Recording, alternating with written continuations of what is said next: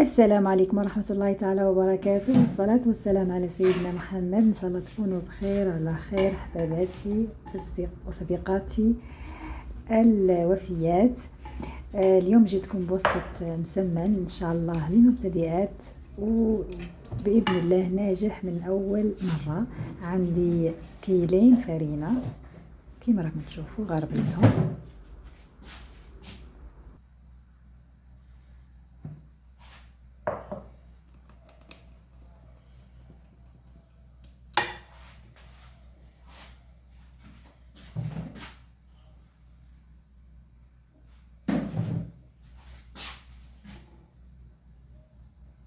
وكيل نتاع سميد ثاني هو نغربلو.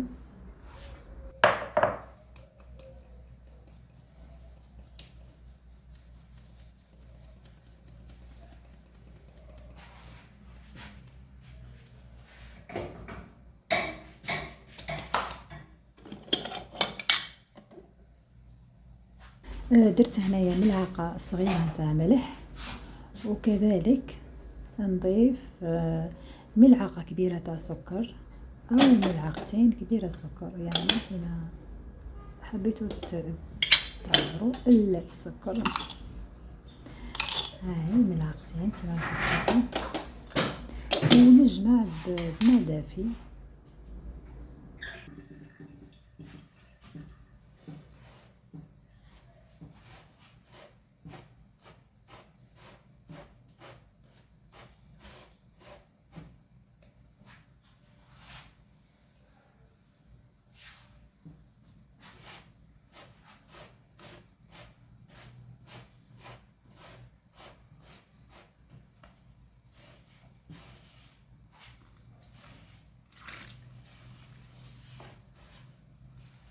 وما تنسوناش من دعمكم، ديروا لنا لايك وتعليق زين كيما نتوما، واشتركوا وفعلوا الجرس باش يوصلكم كل جديد ان شاء الله.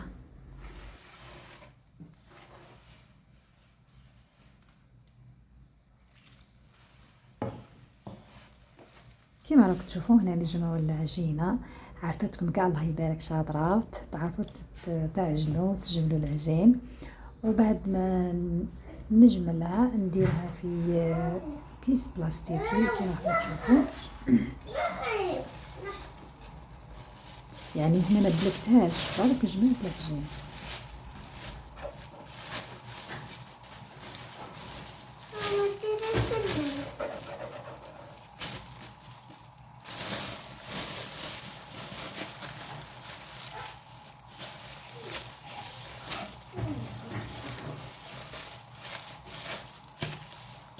ومن بعد حكمت الطنجرة تكون شوية ثقيلة أو أي طنجرة عندكم، حميت الماء ودخلت هذاك العجين فيها وغلقت عليها.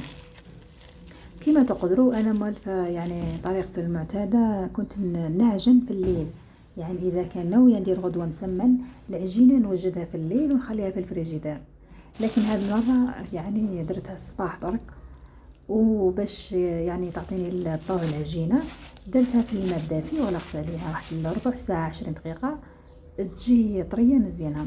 كما راكم تشوفوا هنايا درت كرات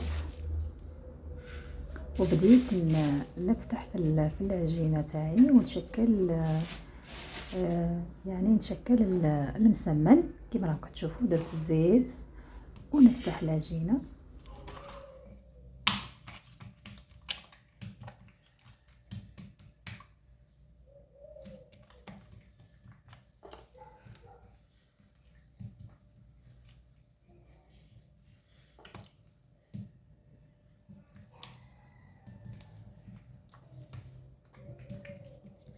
كيما راكم تشوفوا هنايا يعني بسطت العجينه، ومن بعد دريت عليها زيت، ومن بعد ندير تاني فرينه باش يجي المسمن مرق وما يجيش لاصق في بعضه كيما راكم تشوفوا.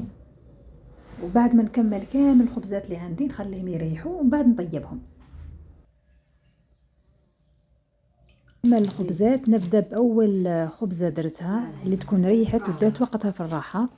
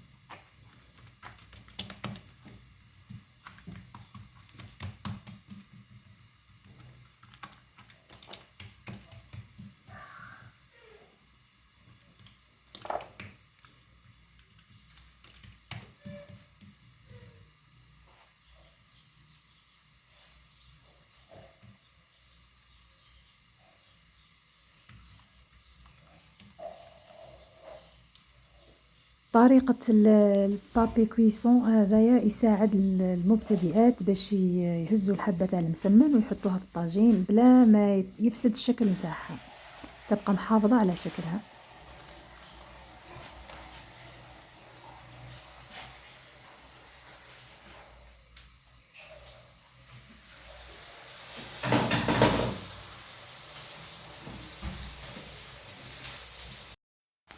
وهنايا بعد ما لحت الخبزة نحيت البابي كويسون بكل سهولة. وما تنساوش راح تحذفوا المقطع ديروا الزيت، يعني ساعة ترشوا رشة تاع زيت على المسمنة باش تجيكم حمراء ما يحرقلكمش. واكيد نقصوا النار، يعني على ناس النار هادية. شوفوا هنا الله يبارك كيفاش طلعت، يعني كيفاش نفخت عفوا جا ما شاء الله طري ومورق. بالنسبة لطريقة مسمن الشخشوخة للمبتدئات يستعملوا بابي كويسون ويقصوه يعني دائري ويفتحوا الخبزة هذيك وبعد بكل سهولة يهزوا هذيك الخبزة ويجيهم مسمن الرقاق تاع الشخشوخة كما راح تشوفوا الطريقة. ان شاء الله يا ربي تكونوا استفدتوا منها. هذه زدت لكم خبزة ثانية باش تزيد تشوفوها.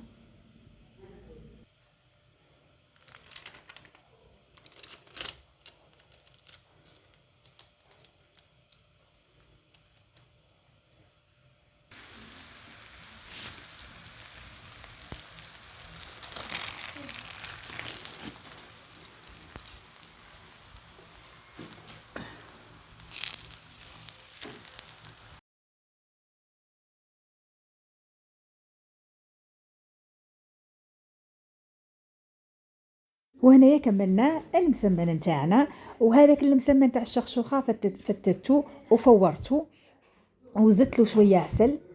وهذا مسمن اللي نفطروا به تشربوا به قهوه تاع الصباح ولا تاع العشويه كيما حبيتوا.